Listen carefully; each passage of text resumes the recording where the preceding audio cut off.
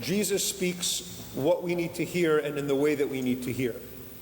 And if you're noticing that he's very, very harsh in today's gospel, talking about condemnation, about gnashing of teeth, because the pain is so intense that people can't handle and they start gnawing at themselves.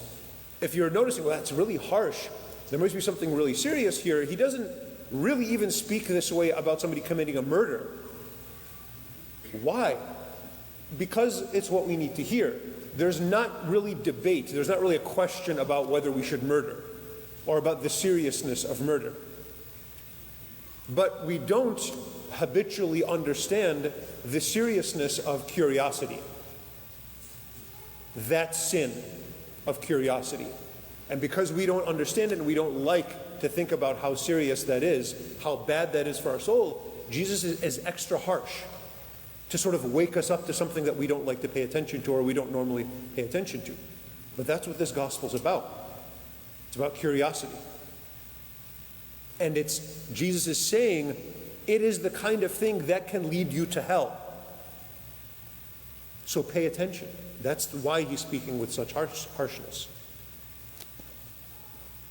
Clickbait is what this is about.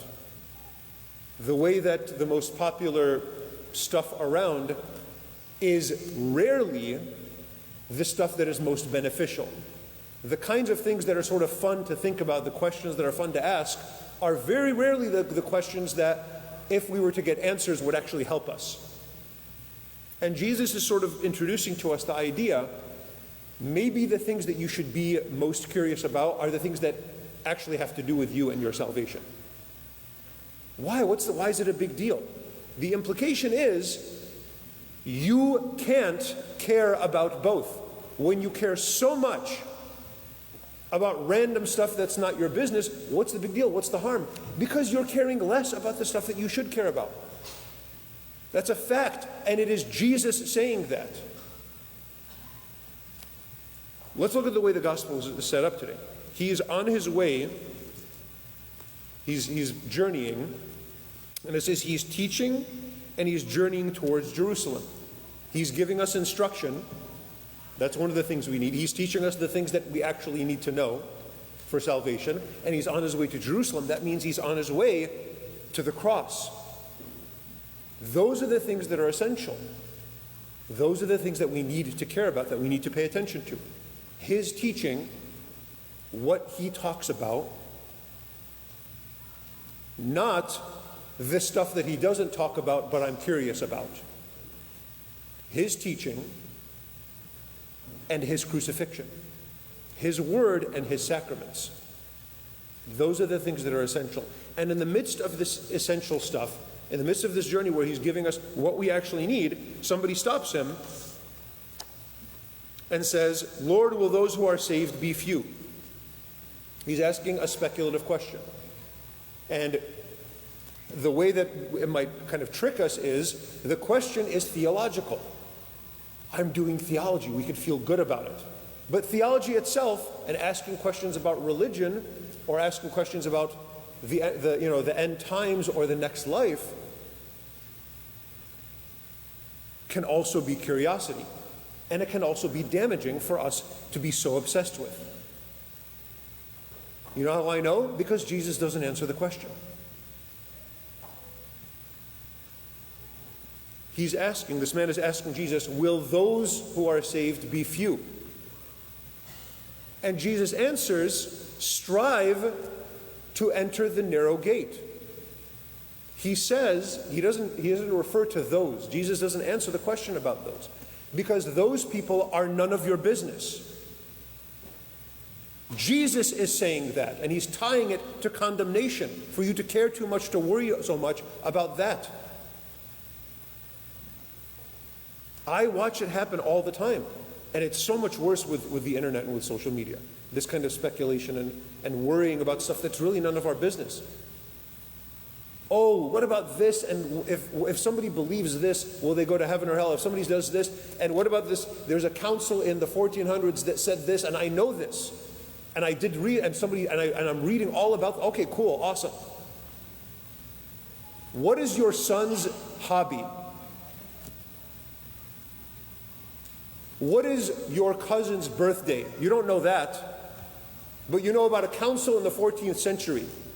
You know that there's this document that says this, and if you read it, interpret it in a certain way, and there's different people that interpret it, awesome. If that's your job, great. Otherwise, when was the last time you called your parents? When was the last time you actually prayed and talked to God? But you know all of this cool stuff. Good for you. It's not, oh, what's wrong with it? You're neglecting the things that are important to you. Are you caught up on your studies? Are you caught up on work? Does your family know that you care about them and love them? Have you shown them that? Have you spent time with them? But you've got 6 hours a day to go and fret and worry and do all of the speculation. This is with theology, this is with religion, much less gossip and getting into somebody's business that really has nothing to do with you. With celebrity, basically, worship. You know all the details of the wedding, Taylor Swift's wedding yesterday. You don't know those details because it was closed off, but you have all of this information about this, and literally the people in your own house, you barely know them. You barely talk to them. The God that died for you,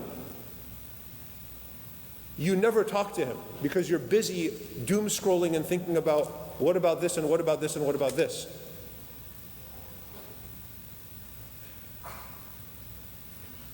The narrow gate is Jesus' side. It's not, I have to memorize the correct beliefs and believe them and then condemn everybody that doesn't believe them, and then I'm going to get to heaven. The narrow gate is not, I have to argue with all kinds of people that I've never met that don't care about me, that are probably just saying things to make me mad because it's fun to do that. The narrow gate is not like knowing all kinds of things about all kinds of people.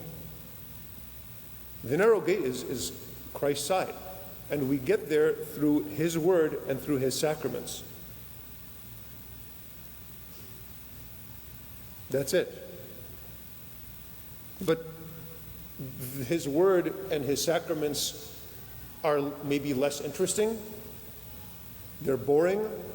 I need to study in depth, like demonology and the end of the world and the end times, and I need to know about every possible splinter group in the church, and I need, this group was excommunicated, I want to learn about that because that sounds cool.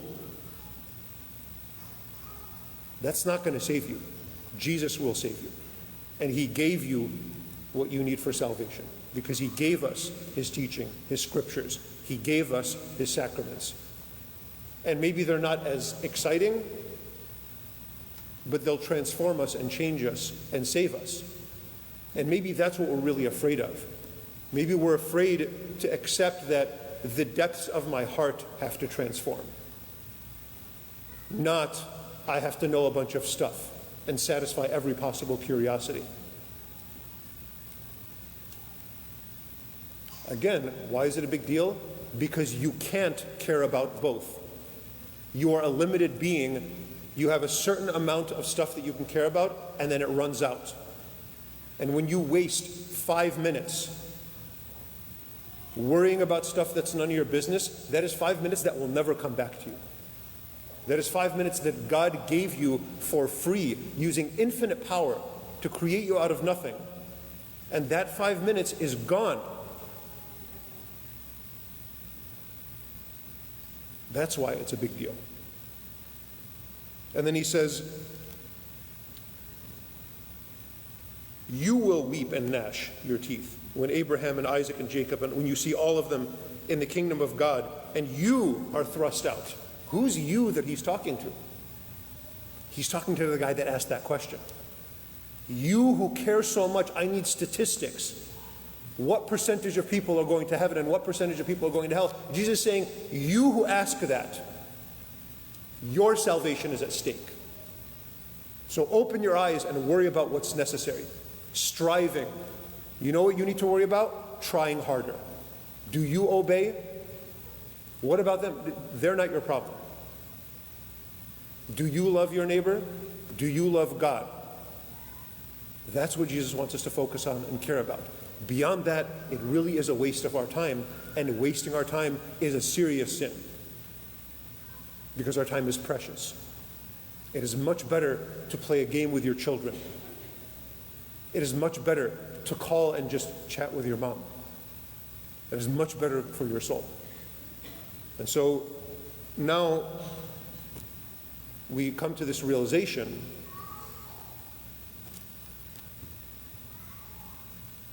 I've been doing this my whole life. I've been wasting years on this. It can be scary, but it's not too late. At the end, Jesus says, some are last who will be first, and some are first who will be last. It isn't too late. Now, today can be the day that I stop worrying about stuff that's none of my business and focus on entering that narrow gate.